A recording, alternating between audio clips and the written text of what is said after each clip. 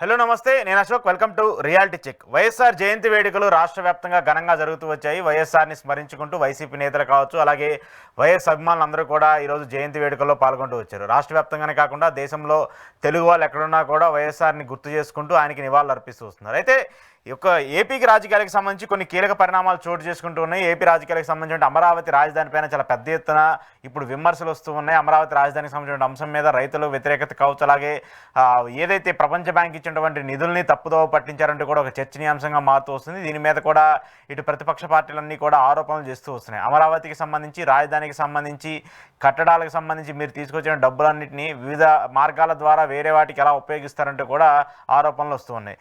అంతేకాకుండా TDP YCP నేతల మధ్య కూడా వార్ పీక్ స్థాయికి చేరుతూ ఉంది. ఈరోజు మాజీ ఎమ్మెల్యే ప్రసన్న కుమార్ రెడ్డికి, అలాగే ఎమ్మెల్యేకి సంబంధించిన ఇద్దరు ఇంటి మీద దాడి జరగడం పెద్ద ఎత్తున చర్చగా మారుతుంది. కొంత ఉద్రిక్త కూడా నెలకొన్నటువంటి పరిస్థితి కనపడుతుంది. నెల్లూరుకు సంబంధించి ఆ పరిసర ప్రాంతాల్లో కూడా కొంత టైట్ సెక్యూరిటీని కూడా చేస్తున్నారు. ఏపీ రాజకీయాల గురించి, అలాగే వైఎస్ఆర్ జయంతికి సంబంధించిన ఇష్యూ మీద ఈరోజు ఇంటర్వ్యూలో మాట్లాడదాం. ఇంటర్వ్యూలో నాతో పాటు పార్టిసిపేట్ చేస్తున్నారు అనలిస్ట్ పురుషోత్తమ రెడ్డి గారు. పురుషోత్తమ రెడ్డి గారు, నమస్తే. నమస్తే అశోక్ గారు. సో వైఎస్ రాజశేఖర్ రెడ్డి తెలుగు రాజకీయాలకు సంబంధించి, ముఖ్యంగా ఉమ్మడి ఆంధ్రప్రదేశ్ సంబంధించి చూసుకున్నా, ఇప్పుడు ఆంధ్రప్రదేశ్ సంబంధించి చూసుకున్నా, ఎవరు కూడా మర్చిపోలేనటువంటి పేరు. ఈరోజు ఆయన జయంతి సందర్భంగా ఒకసారి ఆయన చేసినటువంటి సంస్కరణలు కావచ్చు, ఆయన చేసినటువంటి మార్పులు కావచ్చు, ప్రధానంగా రాజకీయాలకు సంబంధించి రాజకీయాన్ని రాజకీయంగా ఎలా చేయాలో నిబద్ధతతో చేసినటువంటి వ్యక్తిగా మీరు ఏం చెప్తారు? వైఎస్ఆర్ గారి 76వ జయంతిని ఈరోజు ప్రపంచవ్యాప్తంగా తెలుగు వాళ్ళు, ముఖ్యంగా రాజశేఖర రెడ్డి గారిని అభిమానించే వాళ్ళు పెద్ద ఎత్తున చేసుకుంటున్నారు, గుర్తించుకుంటున్నారు, స్మరించుకుంటున్నారు, నివాళులు అర్పిస్తున్నారు. నిజానికి రాజశేఖర రెడ్డి గారు రాజకీయ జీవితాన్ని మనం పరిశీలించిన, తదనంతర పరిణామాలు పరిశీలించిన, రాజశేఖర రెడ్డి గారు బతికి ఉంటే అనే చర్చ ముఖ్యంగా రాష్ట్ర విభజన నుంచి ప్రారంభమైంది. రాజశేఖర రెడ్డి గారి అనే వ్యక్తి గాని బతికి ఉంటే ఈ రాష్ట్ర విభజన జరుగుండేదా, లేదా చాలా అంశాలు జరుగుండేటివా అనే చర్చ వస్తుంది. ఏమై ఉంటుందో వేరే సంగతి, జరుగుంటుందా జరిగి ఉండదా సెకండరీ విషయం. కానీ ఒక పర్సన్ అనే వ్యక్తి మరణం రాష్ట్ర విభజనకే దారి తీసిందా, లేదా రాష్ట్రంలో అతలాకుతల పరిస్థితులు ఏర్పడ్డాయా అన్నంత భావన ప్రజల్లో ఉన్నాయంటే ఆ నాయకుడు సృష్టించినటువంటి ఒరవడి, ఆ నాయకుడు సృష్టించినటువంటి ప్రత్యేకతని చెప్పాలి. రాజశేఖర రెడ్డి గారు వ్యక్తిగత జీవితం దగ్గర నుంచి మరణించేంత వరకు, అంటే ప్రారంభం నుంచి రాజశేఖర రెడ్డి జీవితం చాలా భిన్నంగా కనిపిస్తుంది. వైఎస్ రాజశేఖర రెడ్డి గారు విద్యార్థి దశలోనే పేదల పట్ల ఒక సాఫ్ట్ కార్నర్, సమాజం పట్ల ఒక సేవా దృక్పథం అలవర్చడానికి ప్రధాన కారణం ఆయన వెంకటప్ప అనే గురువు దగ్గర చదువు చూస్తున్నారు. ఒక బీసీ కమ్యూనిటీకి సంబంధించిన వడ్డేర కులాస్తుగా ఉంటాను. ఆ టీచర్ దగ్గర ఆయన పెరిగాడు స్కూల్లో. ఆయన కమ్యూనిస్ట్ పార్టీ నేపథ్యం ఉన్నటువంటి టీచర్. ఆయన ప్రభావం బాగా పడింది. ఆయన ప్రభావం అప్పుడే ఆయన పేదల పట్ల ఒక సాఫ్ట్ కార్ రావడం, ఆ తర్వాత ఎంబీబీఎస్ చదవడం, ఎంబీబీఎస్ చదివిన వెంటనే రూపాయి డాక్టర్గా పులివెందుల తాలూకాలో ఆయన తీసుకొచ్చారు. వారి సమీప బంధువు ఉంటే ఈసీ గంగిరెడ్డి గారు కూడా రూపాయి డాక్టర్ గానే జీవితాన్ని ప్రారంభించారు. ఆ రకంగా రూపాయి తీసుకోవడం ద్వారా అనేక మంది డాక్టర్లు ప్రజా వైద్యశాలలు పెట్టి చాలా మందికి స్ఫూర్తిగా వాళ్ళు నిలిచారు. రాజశేఖర రెడ్డి గారు రాయలసీమ ఉద్యమంలో క్రియాశీలకంగా పనిచేశారు. ఆ తర్వాత రాయలసీమ ఉద్యమం నుంచి ప్రతిపక్ష నాయకుడిగా కాంగ్రెస్ పార్టీలో చాలా యాక్టివ్ గా పనిచేశారు. 35 ఏళ్లకే పిసిసి అధ్యక్షుడయ్యాడు. ప్రతిపక్షంలో ఉన్నప్పుడు వీరోచిత పోరాటాలు, చాలా సీరియస్ పోరాటాలు చేయడం ద్వారా ఆకర్షితులయ్యారు. ఆయన కాంగ్రెస్ పార్టీ అధికారంలో ఉన్నప్పుడు కూడా ప్రజల పక్షం నిలబడి అసమ్మతివాదిగా ముద్ర వేసుకున్నాడు.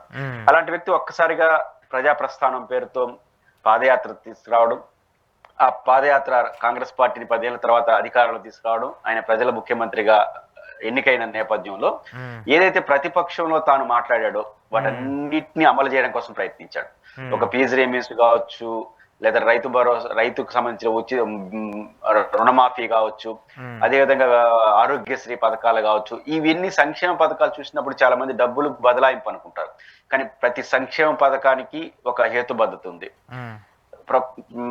జైతీ ఘోష్ కమిషన్ ని రాజశేఖర రెడ్డి గారు రైతుల ఆత్మహత్యలకు ఎందుకు కారణం విశ్లేషణ చేయమని వేస్తే, వారు ఇచ్చిన రిపోర్ట్ లో రైతుల ఆత్మహత్యలకు గిట్టుబాటు ధర, పంట ఇవి మాత్రమే కాదు, విద్యా వైద్యం అనేది సౌత్ ఇండియాలో కాస్ట్లీ అయిపోయింది, దీని నుంచి ప్రజలు రిలీఫ్ అవుతే ఆత్మహత్యలు ఆగు అని చెప్పిన రిపోర్ట్ ఆధారంగా చేసుకుని ఆయన విద్యార్థుల ఫీజులు కావచ్చు, వైద్య ఖర్చులు భరించడానికి ముందుకు వచ్చాడు.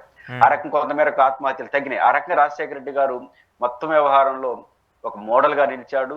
నిలవడమే కాదు, ఆయన ఆ 5 ఏళ్ల ముఖ్యమంత్రిగా ఉండి తిరిగి మళ్ళీ విజయం సాధించారు. రాజశేఖర రెడ్డి గారు అంటే ఒక భరోసా, ఒక విశ్వాసం, ఒక నమ్మకం. రాజశేఖర రెడ్డి గారికి ముందు, రాజశేఖర రెడ్డి గారికి వెనకాల అనే పద్ధతిలో ఆయన 5 ఏళ్ల ముఖ్యమంత్రిగా ఆయన ప్రజా జీవితంలో ఉండడం అనేది ఖచ్చితంగా ఒక లెజెండరీ పర్సనాలిటీ. ఈ రోజు 16 సంవత్సరాలు అయిపోయింది ఆయన చనిపోయి.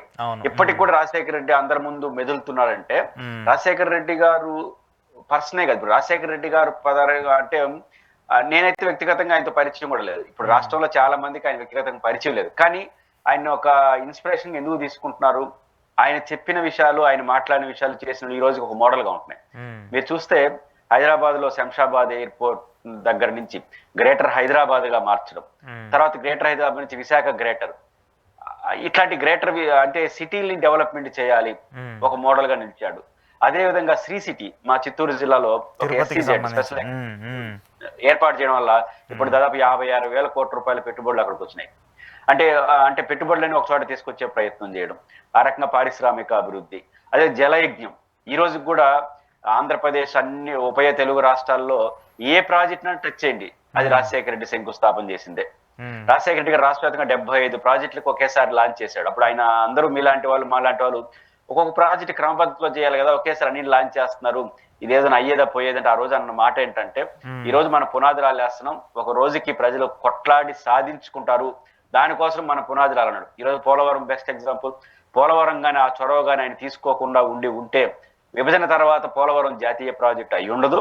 జాతీయ ప్రాజెక్ట్ కాకపోతే మనం ఎప్పటికీ ఆ ప్రాజెక్ట్ కట్టుండేది మనకున్న ఫైనాన్షియల్ పొజిషన్ రీత్యా. అట్లా రాయలసీమ ప్రాజెక్టులు, గాలేరు నగరి, హంద్రినీవా, ఇవన్నీ రామారావు గారు శంకుస్థాపన చేసి దిగిపోయినాడు. 1 రూపాయి మళ్ళీ తర్వాత వచ్చిన ప్రభుత్వాలు చంద్రబాబు గారు 10 ఏళ్ళు, కాంగ్రెస్ 5 ఏళ్ళు ఏమీ చేయలేదు. కానీ మళ్ళీ రాజశేఖర రెడ్డి గారు గాలేరు నగరి, హంద్రినీవాని టేకప్ చేసి 1000 కోట్లు కేటాయించి మూవ్ చేయడం వల్ల విభజన చట్టంలో దాన్ని హక్కుగా మారే పరిస్థితి. దక్షిణ తెలంగాణలో పాలమూరు, రంగారెడ్డి, దిండి ప్రాజెక్టులు, ఏ ప్రాజెక్టులను తీసుకోండి రాజశేఖర రెడ్డి పేరే వినిపిస్తూ ఉంటుంది. ఆ రకంగా భవిష్యత్తుకి ఒక పునాదులు వేసిన వ్యక్తిగా రాజశేఖర రెడ్డి గారు నిలబడ్డారు. అందుకనే పార్టీలకు అతీతంగా, రాజకీయ పార్టీలకు అతీతంగా రాజశేఖర రెడ్డి గారు ఎందుకు ప్రేమిస్తారంటే రాజశేఖర రెడ్డి గారు యొక్క వేసిన అడుగులు, పునాదులు భవిష్యత్తుకి ఆ తరాలకు ఉపయోగపడతా ఉంది. రాజశేఖర రెడ్డి గారు పాపులర్ డైలాగ్, ఎంతకాలం బతికామని కాదు ఎలా బతుకుతాం, చనిపోయిన తర్వాత ఎంతకాలం బతుకుతామని రాజశేఖర రెడ్డి గారు చెప్పేవారు. ఆయన చనిపోయి 16 ఏళ్ళు అయినా కూడా ఇంకా రాజశేఖర రెడ్డి గారు ఎందుకు బతుకున్నాడంటే పోలవరంలో బతుకుంటాడు, పోతిరెడ్డిపాడులో బతుకుంటాడు, పులిచెంతల్లో బతుకుంటాడు, జలయజ్ఞంలో బతుకుంటాడు, ఫీజు రీఇన్వెస్ట్మెంట్, ఏదైనా చూసుకోండి రాజశేఖర అని గుర్తొస్తుంది. కంటిన్యూ చేస్తున్నారు అన్ని రాజకీయ పార్టీలు కూడా. ఇప్పుడు ఏ పార్టీ అయినా రాజశేఖర రెడ్డి గొప్పతనం ఏంటంటే చాలా రాజకీయ పార్టీలు ఒక పార్టీ చేసిన విధానాలు ఇంకో పార్టీ కొనసాగించవు. కానీ రాజశేఖర రెడ్డి గారు రాజకీయ ప్రత్యర్థులు కూడా వాటిని అమలు చేయాల్సిన పరిస్థితి. తెలంగాణలో బీఆర్ఎస్ అయినా, ఇక్కడ తెలుగుదేశం అయినా ఫీజు రీఇన్వెస్ట్మెంట్ పేరు మార్చుకుని అమలు చేస్తున్నారు, ఆరోగ్యశ్రీ ఉంది పేరు మార్చుకుని అమలు చేస్తున్నారు, జలయజ్ఞం పేర్లు మార్చుకుని ప్రాజెక్టులో మనకి దాని ప్రాధాన్యత పెరిగింది. అసలు నీటి ప్రాజెక్టుల గురించి బ్రిటిష్ వాళ్ళ తర్వాత దానికి టాప్ ప్రయారిటీ ఇచ్చిందే రాజశేఖర రెడ్డి గారు. ఒక కేంద్రీకృత పారిశ్రామిక విధానాన్ని తీసుకొచ్చి SEZలు తీసుకొచ్చింది రాజశేఖర. ఆ రకంగా బహుముఖంగా రాష్ట్రాభివృద్ధి కృషి చేశాడు. ఇప్పుడు చాలా మంది రాష్ట్రంలో పేర్లు ఉన్నాయి. ఒక బొత్స సత్యనారాయణ, ఒక ధర్మాన ప్రసాదరావు, ఒక జక్కపూడి రాము, ఇట్లా పేర్లు అందరూ రాజశేఖర రెడ్డి ప్రోత్సహించడం. అంటే రాజశేఖర రెడ్డి గారు రాజకీయంగా చాలా మందిని ప్రోత్సహించడం, ఆ రకంగా రాజశేఖర రెడ్డి నాయకులను ప్రోత్సహించడం, ప్రేమించడం, అన్ని. చివరగా రాజశేఖర రెడ్డి గారు ఎంత గొప్ప వ్యక్తి అని చెప్పడానికి ఒక ఉదాహరణ, ఒక పులివెందల నుంచి ఆయనతో పాటు చదువుకున్నాడు, ఆయనతో ఉన్నాడు ఒక అతను. ఆయన ముఖ్యమంత్రి అయిన తర్వాత ఆయన క్యాంప్ ఆఫీస్కి పోతాడు. పోతే నేను మామూలుగా అరే ఒరే అనుకోవడం రాయలసీమలో అలవాటు. ఆయన వచ్చిన వెంటనే ఏరా ఎలా ఉన్నావు అంటే బానే ఉన్నాను అని కూర్చొని నిలబడతాడు. మామూలుగా ముఖ్యమంత్రి అయిన తర్వాత సగటు ఎవరైనా ప్రజలు పోతే ఏం అడగాలి, కోరికలు అడగాలి. కానీ ఆయనకి ఏంటంటే ఆ రోజు ఒక సినిమా థియేటర్ పోయాడట హైదరాబాద్ లో. థియేటర్ పోతే ఆ సినిమా థియేటర్ అయిపోయినాయంట ఏంది టికెట్లు. ముఖ్యమంత్రి ఫ్రెండ్ నాకు టికెట్ లేదు, నా రాజశేఖర రెడ్డి దగ్గరకు వచ్చి నాకు టికెట్ దొరకలేదు, టికెట్ తీసి అన్న, ఇది సినిమా టికెట్. రాజశేఖర రెడ్డి భుజం మీద కొట్టి ముఖ్యమంత్రిని అడగాల్సింది ఇదేనారా అని అప్పటికప్పుడు ఇంకేం చేస్తావులే పులివెందులు ముఖ్యమంత్రి వచ్చిన టికెట్ కూడా తీసిపోతే అవమానం ఉంది నాకంటే ఒక మనిషిని పంపించి టికెట్ తీసి సినిమా తీసి మళ్ళీ పంపించాడు. అంటే రాజశేఖర రెడ్డి ప్రజలకు ఎంత యాక్సెస్ లో ఉండేవాడు, రాజశేఖర రెడ్డితో ఎట్లా ప్రేమించేవాడానికి ఒక చిన్న ఉదాహరణ మాత్రం. ఆ రకంగా రాజశేఖర రెడ్డి గారు ఒక గొప్ప పర్సనాలిటీ. ఖచ్చితంగా రాజశేఖర రెడ్డి గారు ప్రతి రాజకీయ నాయకుడికి ఒక రోల్ మోడల్ అని చెప్పక తప్పదు. ఓకే ఓకే ఓకే సరే ఓకే. ఏపీ రాజకీయాలకు సంబంధించి చూసుకుంటే ఈ అమరావతికి సంబంధించి ఇష్యూ అనాలా, లేదంటే దాన్ని వివాదంగా అవుతుందనా, లేదంటే వివాదంగా కావాలని చేస్తుందనాలో అర్థం కావట్లేదు.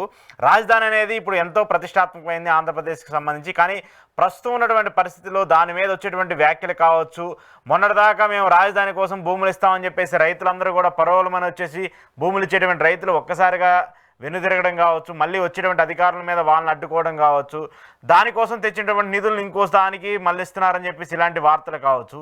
ఇవన్నీ చూస్తున్నప్పుడు గంపెడి ఆశలు పెట్టుకొని రాష్ట్రం ఏదో అయిపోతుంది, అభివృద్ధి అయిపోతుంది, మరో హైదరాబాద్ అయిపోతుందని చెప్పినటువంటి మాటలన్నీ కూడా గంగపాలు పక్కన పెడితే నీళ్ళపాలు కూడా అవ్వలేదనేటువంటి పరిస్థితి కనపరుస్తుంది. అంటే ఒక సామెత ఉంది, శ్రీశ్రీ మహాకవిది, అగ్గిపుల్ల తర్వాత ఈ ఏదైనా సరే కవితకు అనర్హం కాదు అంటాడు. అగ్గుపిల్ల సగ్గుపిల్ల ఏదైనా సరే కవితను రాయొచ్చు అంటాడు. ఆ రకంగా డైవర్ట్ చేయడానికి నిధులకి ప్రపంచ బ్యాంక్ అయినా ఒకటి, ఏదైనా ఒకటే. సమస్య ఏంటంటే చంద్రబాబు నాయుడు గారి ప్రభుత్వం అధికారంలోకి వచ్చిన తర్వాత కొన్ని ఫైనాన్షియల్ అడ్జస్ట్మెంట్ లో భాగంగా కాస్త రాజధానికి వచ్చినటువంటి లోన్ కూడా కొంత నిధుల్ని 1000 కోట్లు ఎంతో రాష్ట్ర జనరల్ బడ్జెట్ నుంచి ఉపయోగించుకోవడం కోసం డైవర్ట్ చేసినారు అనేది తర్వాత ప్రపంచ బ్యాంక్ ఒప్పుకోకపోవడం తిరిగి వచ్చింది. ఎందుకు వచ్చింది ఆ పరిస్థితి? ఈ నెలలో అమ్మఒడి తల్లికి 100 ఇచ్చారు, రైతు భరోసా ఇస్తామంటున్నారు, అంటే డబ్బులు ఉంటాయి కదా. అంటే జనరల్ బడ్జెట్ నుంచి డబ్బులు లేనప్పుడు ఆ స్కీము ఈ స్కీము డైవర్ట్ చేయడం, ఇవ్వడం. గతంలో జగన్మోహన్ రెడ్డి గారిని ఇవ్వడం, నువ్వు అన్ని స్కీములు డైవర్ట్ చేసి ఇస్తున్నావు. స్కీమ్స్ అడ్జస్ట్మెంట్ అనేది ఎప్పుడు జరిగే పనే, కాస్త ఎక్కువ తక్కువ ఉండేది.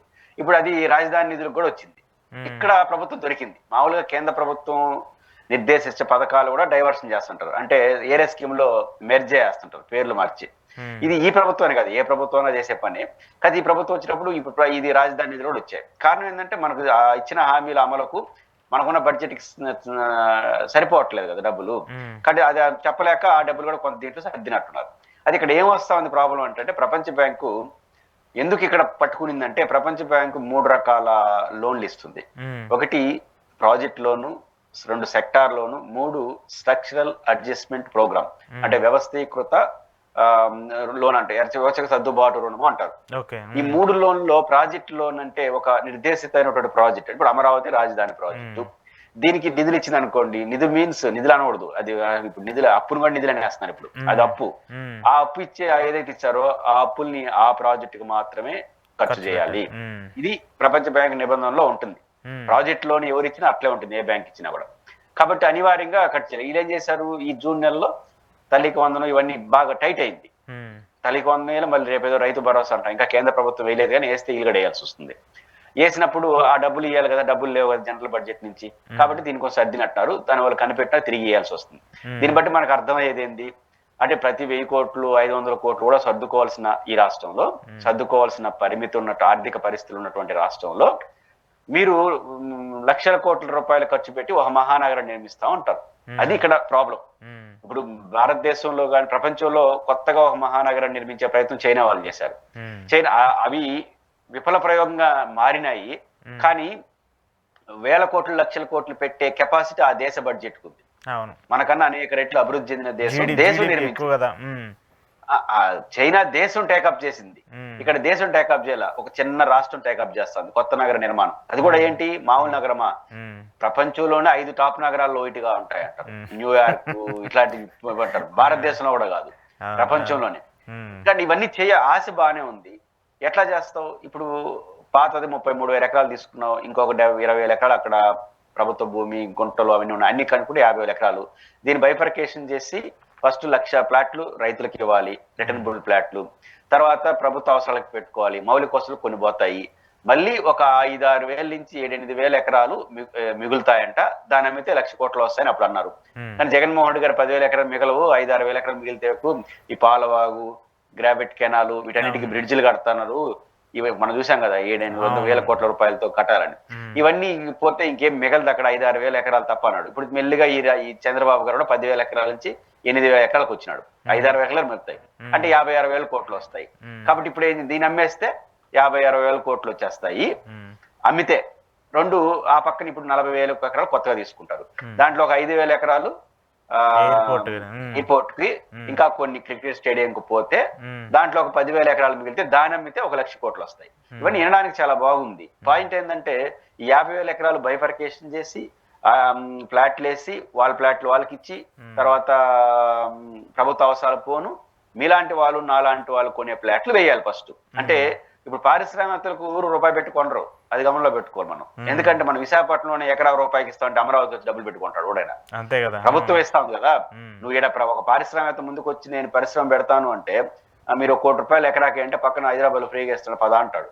ఇప్పుడు పారిశ్రామికలకి ప్రభుత్వం ఎదురు కట్నాలు ఇస్తా ఉంది. ఎక్కడో ఎందుకు మన ఆంధ్రప్రదేశ్ లోనే ఇదే తెలుగుదేశం ప్రభుత్వం విశాఖపట్నం రూపాయికి ఎకరా ఇచ్చింది కదా. కాబట్టి ఈ విశాఖపట్నం లాంటి డెవలప్మెంట్ సిటీల్లో రూపాయికి ఇచ్చుకొని ఇక్కడ వచ్చి ఇలా 1 కోటి రూపాయలు పెట్టుకుంటాడా. కాబట్టి పారిశ్రామికలు కొనరు. ఎవరు కొనాలి? అశోక్ లాంటి వాళ్ళు, పురుషోత్తరు లాంటి మధ్యతరగతి జీవులు ఫ్లాట్ కొనాలి. మనం ఎప్పుడు కొంటాం? ఫస్ట్ ఫ్లాట్లు రావాలి. మరియు మనం ఈ రోజు 1,00,000 రూపాయలు పెడితే కొంతకాలం తర్వాత అమ్ముకోవడానికైనా ఉండడానికైనా పనికొచ్చే విధంగా ఉంటుందని మన నమ్మకం కలగాలి. అంటే ఇవి మన ఫ్లాట్లు కొనాలంటే ప్రభుత్వానికి అనుకున్నట్టు 1,50,000 కోట్లు 1,50,000 కోట్లు రావాలంటే ఫస్ట్ డివిజన్ జరగాలి. నేను చెప్పిన ఏర్పాట్లన్నీ జరగాలంటే కొత్తగా తీసుకే 40,000 ఎకరాలు ఇప్పుడున్నటువంటి 50,000 ఎకరాలు కలిపి 90,000 ఎకరాలకి 1,00,000 కోట్లు పెట్టాలి. ఏది అమ్మడం అంటూ ప్రారంభించాలంటే కనీసం ఇప్పుడు అందుబాటులో ఉన్నదన్నా అమ్మాలి అంటే కనీసం 40,000-50,000 కోట్లు బైఫర్కేషన్ చేయాలి. అప్పుడు అమ్మతావు. అప్పుడు 50,000 కోట్లు వస్తుందా రాదా అనేది సెకండరీ. ప్రైమరీగా నువ్వు 40,000-50,000 కోట్లు ఖర్చు అయితే పెట్టాలిగా. పైపించి నువ్వు నీలాంటి నాలాంటి ఫ్లాట్ కొంటాడు, ఒక వాతావరణం రావాలి. వాతావరణం అంటే మళ్ళీ అసెంబ్లీ సెక్రటరీ ఇవన్నీ కట్టాలి. ఇవన్నీ కట్టాలంటే దానికి 10,000-20,000 కోట్లు అవుతుంది. 60,000-70,000 కోట్ల రూపాయలు పెట్టుబడి పరిస్థితిలో ఉన్నామా? ఇది మౌలికమైన ప్రశ్న. ఇట్లాంటి దశలో రాష్ట్ర ప్రభుత్వం ఉంటే మళ్ళీ అదనంగా 40,000 ఎకరాలు, మళ్ళీ దానికి 30,000-40,000 కోట్ల రూపాయలు ఖర్చు. ఇట్లాంటి ఈ పరిస్థితిలో రాష్ట్రం ఉంది, మాకు వచ్చేస్తుంది సెల్ఫ్ సబ్సిడీ అన్నారు. చివరకు ప్రపంచ బ్యాంక్ ఇచ్చిన డబ్బు కూడా జనరల్ బడ్జెట్ లో కొంత లాక్కొని రొటీన్ పరిపాలన కూడా ఖర్చు చేయాల్సిన పరిస్థితి వచ్చింది. ఇంతటి ఆర్థిక సంక్లిష్టత ఉన్న రాష్ట్రంలో మీరు మహానగర కాన్సెప్ట్ ఎంచుకుంటే అనేక వివాదాలు వస్తాయి. అందువల్ల రైతులు కూడా మీకు మొదట 50,000 ఎకరాలు 30,000 ఎకరాలు తీసుకున్నారు కదా స్టార్టింగ్ లో 2014 అప్పుడు పరిగెత్తి ఎదురుగా వచ్చిచ్చారు 10% మినహాయించి. ఇప్పుడు అందరూ భయపడుతున్నారు. భయపడేది ఏంది? అసలు ఇవ్వట్లేదు. డైరెక్ట్ గా వడ్డే శోభనాదేశ్వరరావు లాంటి ఆ ప్రాంతానికి సంబంధించిన సీనియర్ రాజకీయ నాయకుడు ఇవ్వదని దండం పెడుతున్నాడు. మనం ఎప్పుడు చూసాము బహిరంగంగా. కాబట్టి ఈ పరిస్థితి ఎందుకు వచ్చిందంటే మొదటదే చేయకుండా ఉంటే రెండో దానికి ఎట్లొస్తారు. కాబట్టి ప్రభుత్వం యొక్క ఆశలకి వేస్తున్న అడుగులకి సంబంధం లేకపోవడం ఈ పరిస్థితి కారణంగా నేను చూస్తాను. ఓకే. కానీ రైతుల విషయం మాత్రం చాలా ఇబ్బందికరం. నేను చాలా మంది రైతులతో ఇటీవల మాట్లాడినప్పుడు కూడా వాళ్ళు అసలు వాళ్ళ బాధలు వ్యక్తపరిచే సిచ్యువేషన్ కూడా చాలా దారుణంగా ఉంది. ఇంతవరకు 10 ఏళ్ళు అయిపోయింది, చంద్రబాబు నాయుడు గారు వస్తారు, ఆయన వచ్చిన ఏడాదిలోనే ఏదో ఒకటి చేస్తారని చెప్పేసి మేము ఆశించాము.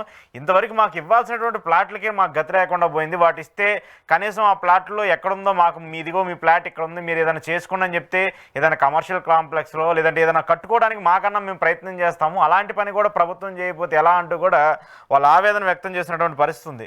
డైరెక్ట్గానే మాట్లాడుతున్నారు వాళ్ళందరూ కూడా. అంటే ప్రాబ్లం ఎక్కడ వస్తుందంటే ఇప్పుడు మీరు అన్నట్టు ఒక రకమైన రైతు ఎందుకు ఇస్తున్నాడు? పైకి ఉపన్యాసాలు చెప్పి ఉచితంగా ఇమ్మని నేను కూడా రైతును కోరుకోను, మీరు కొనుక్కోరు, ఎవరు కోరుకోరు, వాళ్ళకి జీవితం అది. వాళ్ళు ఏం ఆశించారు? 1 ఎకరా ఈ రోజు వస్తున్న ఆదాయాన్ని మన బతుకు చూసుకున్నప్పుడు మన ప్రభుత్వానికి ఇచ్చేస్తే ఆడొక రాజధాని వస్తుంది, ఆడొక నగరం వస్తే దాంట్లో 1/3 27-25 సెంట్స్ అంటే ఇస్తారంట తిరిగి 3 ప్లాట్ల రూపంలో. ఆ 3 ప్లాట్ల రూపంలో ఇస్తే మనం ఇచ్చిన 1 ఎకరాకి సమంగా ఇంకా అవసరం ఎక్కువగా వస్తుంది. రాజధాని కూడా మనం రైతులు భూములు ఇచ్చినట్టు ఉంటుందని 2 కోణాల్లో ఆలోచించి అప్పుడు ఇచ్చేశారు. ఇంతవరకు అది కార్యాచరణ జరగలేదు. జరగనప్పుడు నువ్వు మళ్ళీ కొత్తదానికి పోతావు అంటే ఇది కూడా చేస్తావు లేదు అనుమానం వచ్చేస్తుందా?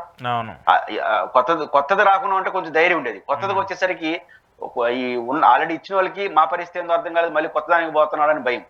కొత్త వాళ్ళకి ఏంది ఇస్తే వాళ్ళ పరిస్థితి అట్టుంటే రేపు మా పరిస్థితి వాళ్ళ భయం. ఫలితంగా ఏమవుతుంది? గందరగోళ సిచ్యువేషన్ వస్తుంది. ఒకవేళ ఈకిపోయింది అనుకో మీరంతా ద్రోహులు అంటారు. నువ్వు ఇచ్చేది ఏమన్నా భూములు కొనుక్కుంటున్నావు. ఆ భూములు ల్యాండ్ పూలింగ్ అంటే అర్థం ఏంటంటే ఇప్పుడు ఎవరు డబ్బులు ఎవరు మహా అంటే కౌలు ఇస్తారు, కానీ వాళ్ళ దగ్గర తీసుకొని మళ్ళీ డెవలప్మెంట్ తో ప్లాట్లు ఇస్తారు. ఆ ప్లాట్లు వచ్చేంత వరకు ఆ కౌలుతోనే బతకాలి. ఇది ఒక ఇబ్బందికర పరిస్థితి రైతులకైతే ఉంటుంది. ఓకే. సరే, అయితే ఈ 2 ఎమ్మెల్యే మాజీ ఎమ్మెల్యేకి మధ్య ఒక వివాదం జరుగుతుంది సార్. ఇది మీకు కూడా తెలుసు. నెల్లూరుకి సంబంధించి ఒక పెద్ద పొలిటికల్ లీడర్గా ప్రసన్న కుమార్ రెడ్డి గారు కావచ్చు, అలాగే వేమిరెడ్డి ప్రశాంత్ రెడ్డి గారు కావచ్చు, ఈరోజు ఒక హద్దు మీరి ఒకరికొకరు ఆరోపణలు చేసుకోవడం కావచ్చు, లేదంటే మాజీ ఎమ్మెల్యే వైసీపీకి సంబంధించి ఆయన ఇంటి మీద విపరీతంగా టీడీపీ శ్రేణులు దాడి చేశారని చెప్పేసి ఆరోపణలు వస్తున్నాయి. కానీ ఈ దాడులు ఇవన్నీ కూడా ఒక ఎక్స్ట్రీమ్ లెవెల్కి వెళ్ళిపోతూ ఉన్నాయి ఏపీ రాజకీయాలకు సంబంధించి. హుందాగా జరుపుకోవాల్సినటువంటి రాజకీయాలు కావచ్చు, లేదంటే హుందాగా నడుచుకోవాల్సినటువంటి నేతలు కావచ్చు, దాన్ని ఎక్స్ట్రీమ్కి వెళ్ళిపోయి ఒకళ్ళ మీద ఒకళ్ళు ఆరోపణలు చేసుకొని ఒకళ్ళ మీద ఒకళ్ళు విమర్శనాత్మకంగా, ఆ విమర్శలు అంటే అవి మనం మాట్లాడాల్సినటువంటి వ్యాఖ్యలు కూడా కావు, ఇంత దారుణంగా వెళ్తున్నప్పుడు రాజకీయాల పరిస్థితి ఎలా అయిపోతుంది ఏంటి? ఒక దురదృష్టకరమైన విషయం నెల్లూరులో జరిగింది. అంటే దాడులు చేసుకోవడం, ఒకరిపొకరు కవ్వింపు చర్యలు అనేది రాజకీయాల్లో ఇష్టం లేకపోయినా అక్కడక్కడ సహజంగా ఉన్నాయి. కానీ నెల్లూరులో 2 రకాల ఇబ్బంది కల. ఒకటి, నెల్లూరు జిల్లాకి ఇట్లాంటి కల్చర్ ఎప్పుడూ లేదు. నెల్లూరు జిల్లా చాలా ప్లెజెంట్ గా ఉంటుంది.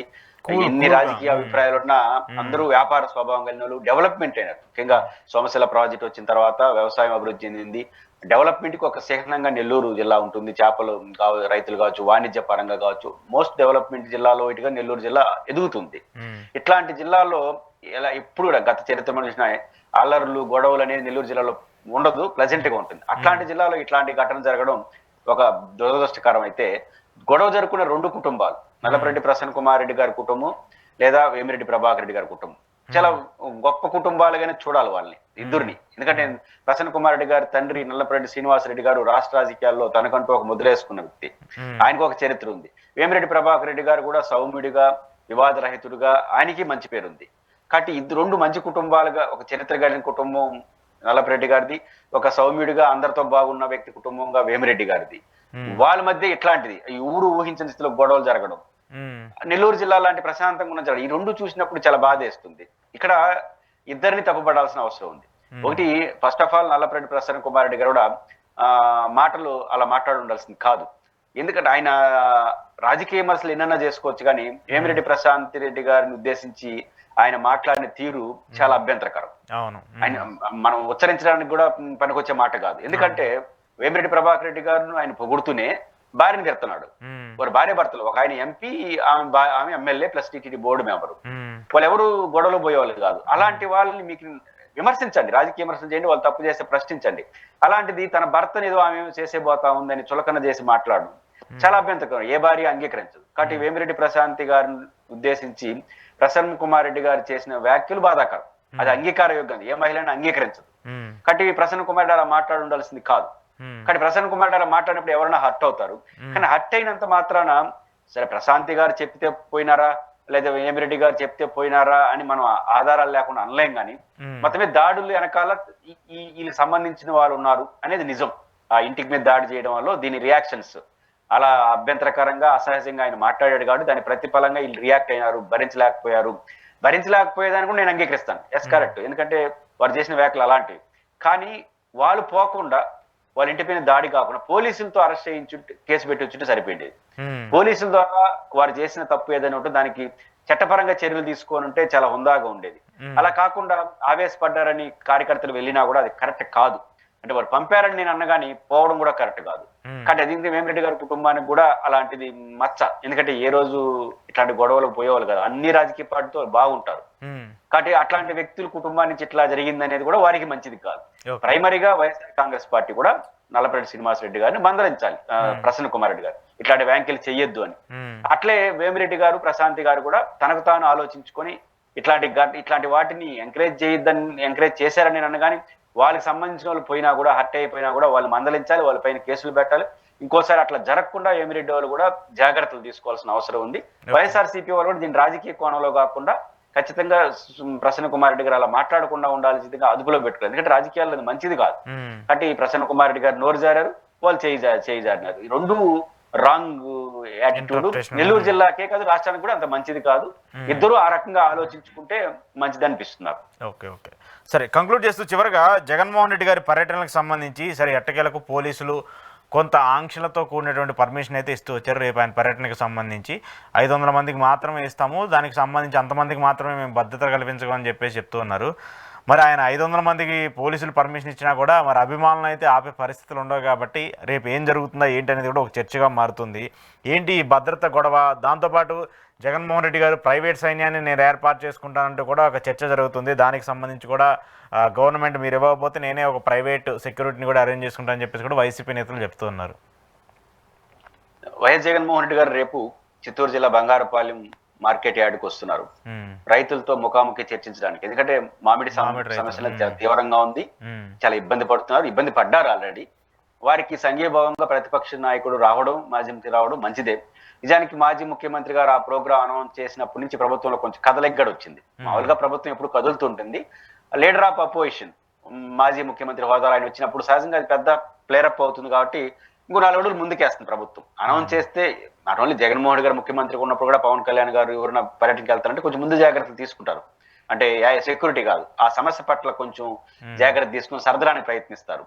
అట్లే జగన్ గారు వస్తున్నారు కాబట్టి సర్దడానికి ప్రయత్నించడం కూడా మంచిదే. అందువల్లే ప్రతిపక్షాలు ఎందుకు ఫీల్డ్ లోకి వచ్చి ప్రజల దగ్గరకు రావాలనుకుంటారంటే, ప్రతిపక్షం వచ్చి ఫీల్డ్ లో ప్రజల దగ్గరకు వస్తే అది ప్రభుత్వం కొంచెం చొరవ తీసుకుంటుంది, వాళ్ళకి న్యాయం చేయడానికి ప్రయత్నం చేస్తుంది రాజకీయ కారణాలతో అనేది ప్రతిపక్షాలు రావాలని మనం కోరుకుంటాం. జగన్మోహన్ గారి పర్యటన ప్రారంభమైనప్పటి నుంచి గందరగోళం. నాట్ ఓన్లీ బంగారపాలెం, రాష్ట్రంలో అంతా కూడా పర్మిషన్ కోసం అప్లై చేసుకోవడం, తర్వాత ఇవ్వకపోవడం, తర్వాత ఇవ్వడం, తర్వాత షరతులు పెట్టడం అని జరుగుతా ఉంది. ఒకటి, ఏ రాజకీయ నాయకుడైనా ఒక పర్యటన, ఒక యాక్టివిటీ చేసినప్పుడు అనుమతి కోరినప్పుడు షరతులు నిబంధనలు ఉండడం సహజం. అయితే ఆ షరతులు నిబంధనలు అనేది ప్రోగ్రాం సాఫీగా జరగడానికి, పోలీసులు తమ విధులని సక్రమంగా నెరవేర్చడానికి ఉపయోగపడేట్టుగా, దోహదపడేట్టుగా ఆ షరతులు ఆ నిబంధనలు ఉండాలి. నిబంధనలు ఎందుకు ఉండాలి? ఇట్లాంటి పెద్ద ఎత్తున కార్యక్రమం జరిగినప్పుడు ప్రజలకు అసౌకర్యం కలగకూడదు, చేసే వాళ్ళకి అసౌకర్యం ఉండకూడదు, సెక్యూరిటీ ఇచ్చే పోలీసులు కూడా సాఫీగా తమ విధులు నిర్వర్తించేట్టుగా ఉండాలని నిబంధనలు పెడతారు. అట్లా నిబంధనలు పెట్టాల్సిన అవసరం కూడా ఉంది. అయితే దానికి ఇంతకుముందు ఏంటంటే దానికి దేనికి ఉపయోగపడాలి? అది ప్రోగ్రామ్ సాఫీగా జరిగేట్టుగా ఉండాలి, ప్రజల సౌకర్యాన్ని పెంచేట్టుగా ఉండాలి, పోలీసులు కూడా తమ విధులు సక్రమంగా నెరవేర్చేట్టు ఉండాలి. కానీ ఇప్పుడు పోలీసులు పెడుతున్న షరతులు అందుకు భిన్నంగా ఉంటున్నాయి. ఇప్పుడు జగన్మోహన్ గారు బంగారపాలెం వస్తున్నారు. ఎస్పీ గారు ప్రకటనలో ఒక హేతుబద్ధత ఉంది. మణికంఠ గారు బాగానే మాట్లాడారు. ఏం మాట్లాడతారంటే, వారు వచ్చింది ప్రధానంగా మాజీ ముఖ్యమంత్రి గారు మార్కెట్ యార్డ్లో రైతుల సమస్యలు వినడానికి, ప్రభుత్వ లోపాలు ఉంటే క్వశ్చన్ చేయడానికి, వారు చేయాల్సిన సాయం ఏంటో చేయడానికి వస్తున్నారు. కాబట్టి అది చాలా పర్ఫెక్ట్లీ కరెక్ట్. ఎస్పీ గారు చెప్పింది వారి ఉద్దేశం అదే. కాబట్టి 500 మందిని మేము మార్కెట్ యార్డ్ లోకి అలౌ చేస్తాం, ఎలిప్యాడ్ లోకి 30 మందిని అలౌ చేస్తామని ఎస్పీ అన్నారు. ఇది ఆచరణలో సాధ్యమా? నిబంధనలు నేను యాక్సెప్ట్ చేస్తాను, వైసీపీ యాక్సెప్ట్ చేయకపోయినా. కానీ ఆ నిబంధనలు దేనికి ఉపయోగపడాలి? స్మూత్ గా పని జరిగేట్టుగా ఉండాలి. ఇప్పుడు ఎయిర్పోర్ట్ లో జగన్ గారు దిగుతారు. ఉమ్మడి చిత్తూరు జిల్లా ప్రోగ్రామ్ ఇది. ఉమ్మడి చిత్తూరు జిల్లాలో 14 అసెంబ్లీ నియోజకవర్గాలు ఉన్నాయి. 14 అసెంబ్లీ నియోజకవర్గాల్లో ఒక చంద్రబాబు తప్ప అందరూ గెలిచిన వాళ్ళే కదా గతంలో. అంటే ఎమ్మెల్యే స్థాయి ఉన్న వాళ్ళే కదా. 14 నియోజకవర్గాలు అంటే కనీసం ఒక నియోజకవర్గానికి 5 మంది వేసుకున్నా 100 అయిపోతారు. కాబట్టి కేవలం 5 మంది వేసుకున్నా కూడా, కాబట్టి మీకు 30 మంది ఇస్తాం, అంతమంది పోయిన 14 రౌండ్లో 30 మంది రండి అంటే మీరు నిలువరించడానికి కూడా సాధ్యం అవుతుందా? నేను 2 ఉన్నాయి. ఒకటి, వాళ్ళ ప్రోగ్రామ్ సాఫీగా జరగాలంటే కనీసం 100 మందో 200 మందిలో ఎలిప్యాడ్ దగ్గరికి ఎంపిక చేసుకున్న వాళ్ళకి పిలవచ్చు. అప్పుడు వాళ్ళు ఫ్రీగా వస్తారు, ఒత్తిడి ఉండదు.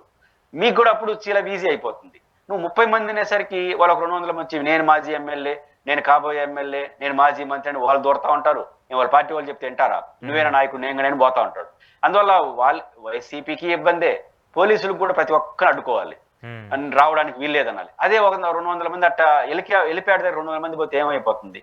200 మంది సంఖ్య చెప్పట్ల, ఆ సంఖ్య అది కరెక్ట్ కాదు. 30 అనేది పోయారనుకోండి, 200 మందికి ఏం కాంటే ఒకటి చేయొచ్చు. ఎలిప్యాడ్ అనేది చాలా లిమిటెడ్ కాబట్టి ఎంతమంది అంతమంది 1000 మంది వస్తుంటే ఒప్పుకోకూడదు వైసీపీ లాగా. ఎందుకంటే ఎలిప్యాడ్ సెక్యూరిటీ రీజన్స్ ఉంటాయి. కనీసం 200 మందినో 250-200 మందిని అలౌ చేశారనుకోండి. అంటే జిల్లా అధ్యక్షుడు పర్యటన చూసే వాళ్ళకి ఒక షరతు పెట్టండి. ఆ 100 మంది 150 మంది ఎలిప్యాడ్ వచ్చే వాళ్ళకి ఆధార్ కార్డులు ఇచ్చి వాళ్ళ పేర్లు చెప్పండి, ఎందుకంటే సెక్యూరిటీ ఉంటుంది, రైడ్ చేయాలి కాబట్టి. పెట్టేస్తే వాళ్ళు సాఫీగా లైన్లో నిలబడుకుంటారు, ఎందుకంటే మళ్ళీ ఒత్తిడి ఉండదు, అందరూ వస్తారు. వరుసగా చెక్ చేసి లోపల పంపించేస్తే వాళ్ళు చూసుకుంటారు, వచ్చేస్తారు. కాబట్టి అట్లా పోలీసుల పని కూడా సులభం కావాలి. మీరు 30 అనేసరికి ప్రెజర్ పెరిగిపోతుంది, వాళ్ళకి ప్రెజర్ జరుగుతుంది, మీకు ప్రెజర్ పెడుతుంది, తోపులాట. మీకు 10 మంది ఉండాల్సిన కానిస్టేబుల్ ఉన్న చోట 100 మంది పెట్టాల్సి వస్తుంది. అంటే నిబంధనలు ఎలా ఉండాలంటే స్మూత్ గోయింగ్ ఉండాలి, సులభం ఉండాలి. ఆ తర్వాత అక్కడి నుంచి 2 కిలోమీటర్లు ఉంది ఎక్కడికి, బంగారపాలెం మార్కెట్ యార్డ్. మార్కెట్ లో 500 అంటారు, ఎట్లా సాధ్యం అవుతుంది? నేను వాళ్ళన్నట్టు 10,000 మంది కరెక్ట్ కాకపోవచ్చు, వైసీపీ వాళ్ళు 10,000 మంది అసలు అంచనా వేశారు. 10,000 మంది ఎట్లా? మార్కెట్ యార్డు, ఎలిప్యాడ్, మరి 2 కిలోమీటర్లు ఉంటుంది కదా. ఈ 2 కిలోమీటర్లో గ్రామాలు, మండల హెడ్ క్వార్టర్ ఉంటుంది. ఉన్నప్పుడు సహజంగా ప్రతి చోట మా నాయకుడు చూడాలని ఎప్పుడు రాడు కదా, ఎప్పుడో ఒకసారి వస్తారు నాయకులు. ఆడొక 1000 మంది, ఆడొక 1000 మంది 10 చోట్ల నిలబడ్డారు అనుకోండి, ఇబ్బంది అవుతుంది కదా. కాబట్టి మీరు 500 మందిని అలౌ చేస్తుంటే మొత్తం మీద జగన్మోహన్ లాంటి పాపులర్ పర్సనాలిటీకి 530 మంది అంటే ఎవడు ఒప్పుకుంటాడు? అప్పుడు ఏం చేయొచ్చు? ఆడ ఒక 200 మంది హెలిప్యాడ్లో, ఇక్కడ మార్కెట్ యార్డ్ ఇక్కడ ఒక 1000 మందిని పెట్టేసి ఈ 2 కిలోమీటర్లో ఒక 5 చోట్ల ఒక్కో చోట 1000 మంది 2000 మంది 1000 మందిని అలౌ చేస్తాం, మీరు ఉండండి, మీ నాయకుడికి అభివాదం చేసుకోండి, మీరు వెళ్ళిపోండి. ఎంపిక చేసుకున్న ప్రాంతాలు ఈ 2 కిలోమీటర్లో కిలోమీటర్కి 2-3 చోట్ల పాయింట్లు పెట్టి ఒక్కో చోట 1000 మంది 2000 మంది అలౌ చేస్తారంటే పద్ధతిగా వాళ్ళు ఆడు ఉంటారు. ఆయన వస్తాడు, అభివాదం చేస్తే నమస్కారం చెప్పి వెళ్ళిపోతాడు. అప్పుడు మార్కెట్ యార్డ్లోకి వెళ్ళిపోతాడు, ఆడవాళ్ళతో మాట్లాడుతూ వెళ్తాడు. కొన్ని సందర్భాల్లో మార్కెట్ యార్డ్కి వెళ్ళినప్పుడు ఆ బయట ఆ గుమిగుండే జనాన్ని ఉద్దేశించి కూడా మాట్లాడతాడు కదా. ఇప్పుడు రైతులకి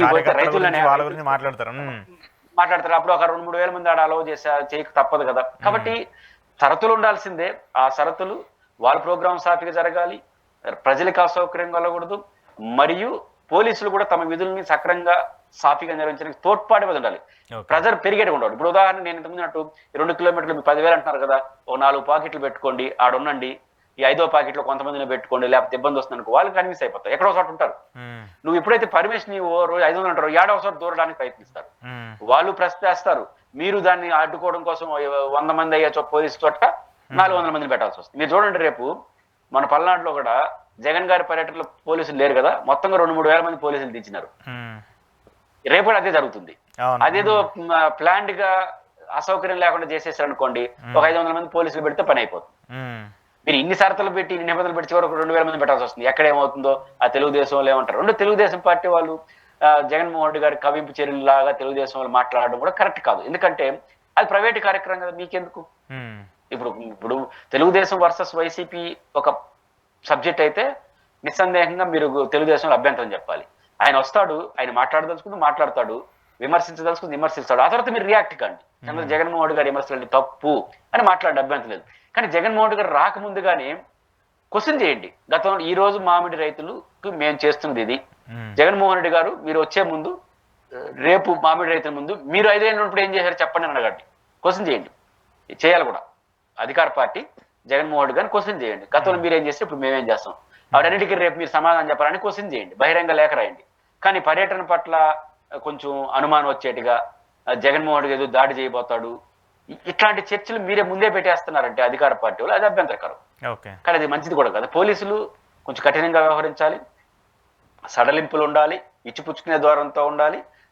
పోలీసు యంత్రాంగం ఇచ్చిపుచ్చుకునే ద్వారంతో ముందుకు వస్తే వైఎస్ఆర్ కాంగ్రెస్ పార్టీ కూడా మేము పట్టిన కుందేలకు 3 కాళ్ళు అని అనుకోవడం కాకుండా వాళ్ళు కూడా కొంచెం రియలైజ్ కావాలి. ఆ రకంగా పరస్పర అవగాహనతో చేసుకుంటే ఒరిజినల్ రైతులు మామిడి రైతుల సమస్యలు ఎక్స్పోజ్ అవుతుంది. అలా కాకుండా వీళ్ళిద్దరి మధ్య గొడవగా మారిపోతే రైతుల సమస్య పక్కకు పోతుంది. కాబట్టి రేపు వెళ్లాల్సింది రైతుల సమయం. ప్రభుత్వం అనుకుంటాను మేము అన్ని బాగా చేసామని, జగన్మోహన్ గారి పర్యటన బాగా జరగాలని కోరుకోండి. ఎందుకంటే మీరు బాగా చేస్తుంటే రైతులు చెప్తారు, సార్ బాగుంది సార్ ప్రభుత్వం, మేము బాగా చేస్తున్నారు, మీరేం భయపడద్దండి, మీరు ప్రశాంతంగా వచ్చారు థ్యాంక్స్ అని పంపించేస్తారు బాగా చేస్తుంటే. లేకపోతే సమస్య చెప్తారు, మీరు పరిష్కరించండి. ఆ రకంగా వెళ్తే బెటర్. ఓకే, చూద్దాం మరి రేపు పరిణామం ఎలా ఉంటుందో, రేపు అక్కడ ఇష్యూ ఎలా ఉంటుందో కూడా. Thank you sir, thank you very much. ఇది పురుషోత్తం రెడ్డి గారితో ఈరోజు స్పెషల్ ఇంటర్వ్యూ. చూస్తున్నానండి ఈహటి.